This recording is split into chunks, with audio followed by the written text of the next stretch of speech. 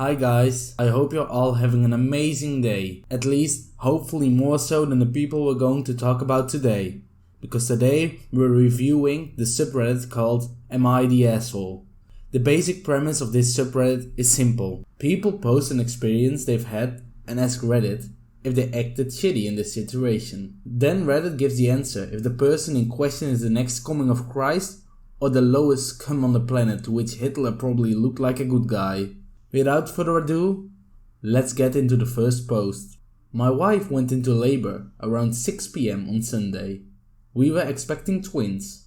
It quickly turns into a very painful process. She kept cutting off the blood pressure to my hand when she squeezed and nearly sprayed my shirt with vomit. Around 3 AM, my dad calls. I work for my dad's company and we have a presentation for clients Monday morning that I had to get ready for. Hold up. So let's get this clear right away.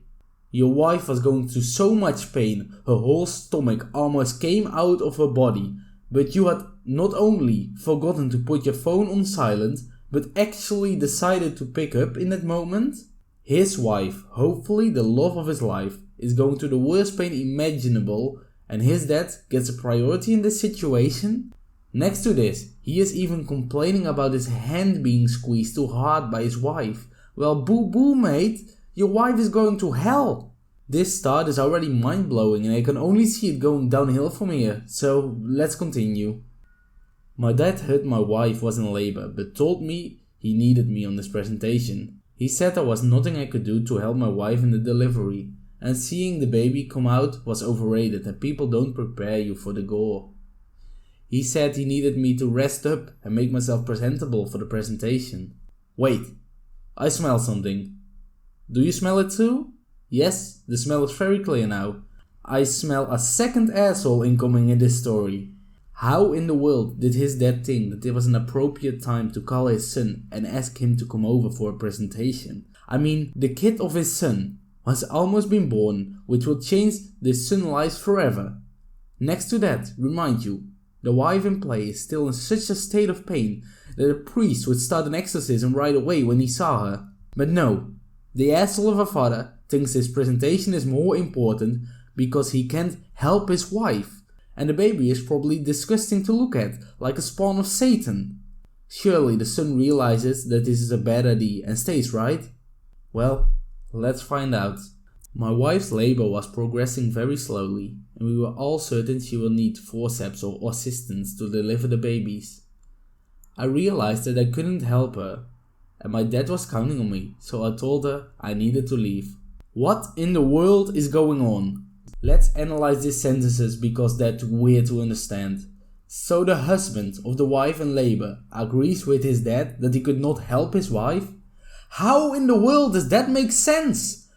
Helping in this situation is not putting your fist inside and pulling the baby till he eventually comes out raining in blood. No, it's being by his wife's side and supporting her in the most painful moments of her entire life. Next to that, he said, my dad was counting on me. You know who else was counting on you? Your fucking wife next to you, you deplorable piece of human shit.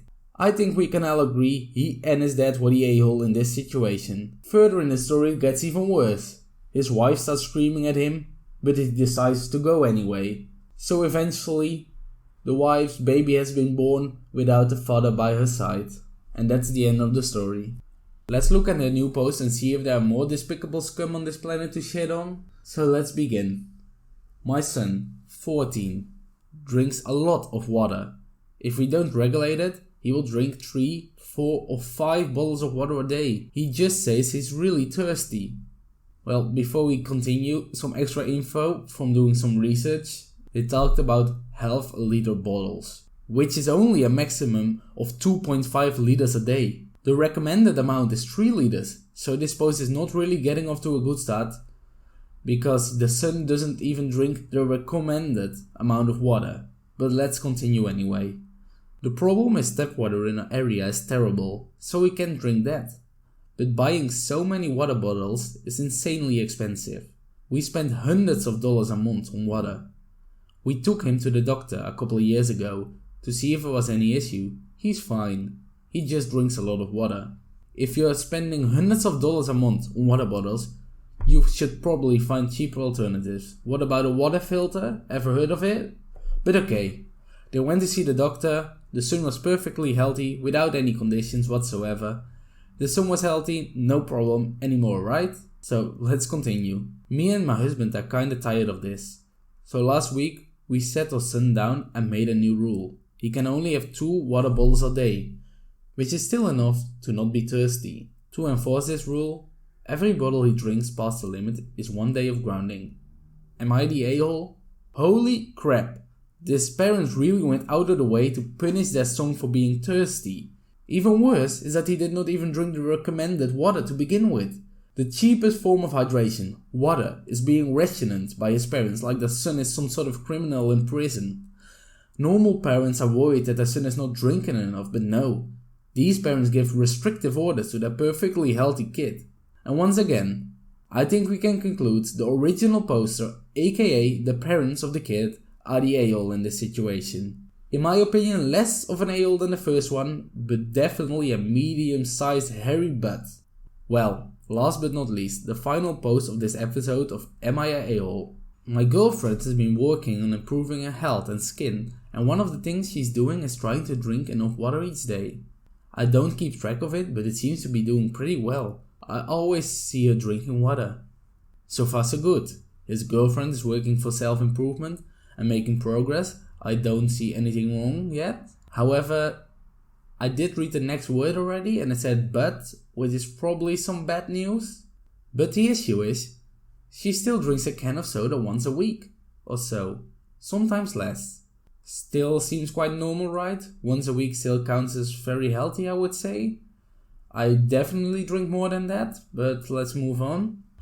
I noticed her drinking one today and pointed it out, and I was like, I thought you were trying to be healthier. And she got annoyed and told me she is and I should be proud because she used to drink at least a can a day. And I took the soda from her and said she's not healthy until she stops it 100%, otherwise her efforts to be healthy are literally useless. Well, that escalated quickly. Let's take some moments to take this all in.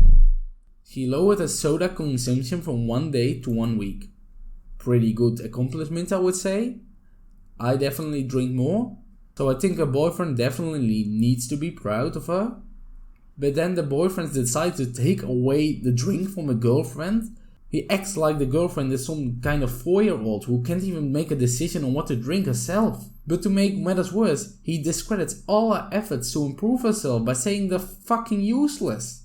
Not only is it a downright lie, but it's also very mean to say to someone who is really trying to improve. The story continues even further with the girlfriend being mad, but the boyfriend still finding his own point valid for some reason. So I can say with 100% confidence, you're a dick, bro. And fucking piece of shit to your girlfriend. Conclusion of this episode is that all people are dicks, but fuck the first guy and his enormous asshole the most. If you liked the video, please consider subscribing as it helps out a great deal. And hopefully I will see you guys next time.